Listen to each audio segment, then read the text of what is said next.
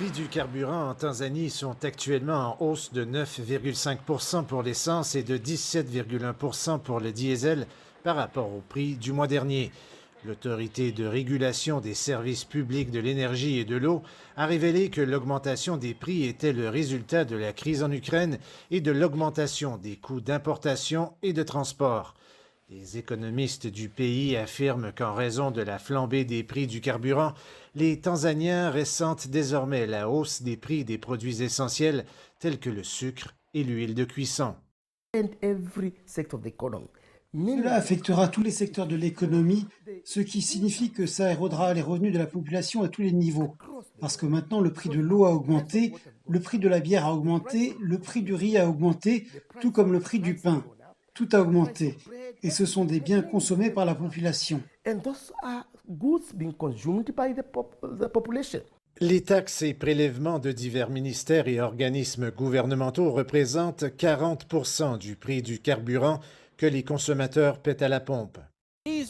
Ces nouveaux prix de détail ont été fixés par le gouvernement alors que les prix de gros des expéditions d'essence et de diesel déchargés dans les principaux ports de Tanzanie ont dépassé la barre de 1,3 $ le litre pour la première fois en avril.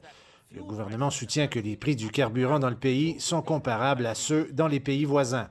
Les Tanzaniens disent que les nouveaux prix exercent une pression sur leurs moyens de subsistance. Cela nous affectera économiquement parce que maintenant nous devons acheter moins de carburant pour plus d'argent. Maintenant, les déplacements seront difficiles. Nous ne pourrons plus nous déplacer comme avant. Les prix du carburant sont très élevés. Je pense maintenant à remiser ma voiture car mes revenus sont faibles alors que les prix du carburant deviennent très élevés. La semaine dernière, la présidente Samia Suluhu Hassan a demandé à ses compatriotes de se préparer à des temps plus difficiles en ce qui concerne les prix du carburant. Mais les économistes suggèrent que le gouvernement devrait réduire les taxes sur les importations de carburant et rechercher d'autres sources de revenus. Donc, la meilleure stratégie est de s'assurer que oui, nous recherchons des sources alternatives de revenus plutôt que de toucher au carburant.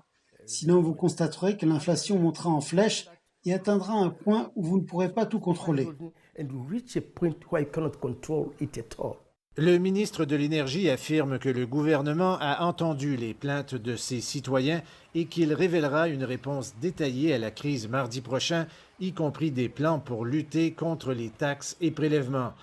Il envisage également de créer un fonds de stabilisation des prix du carburant.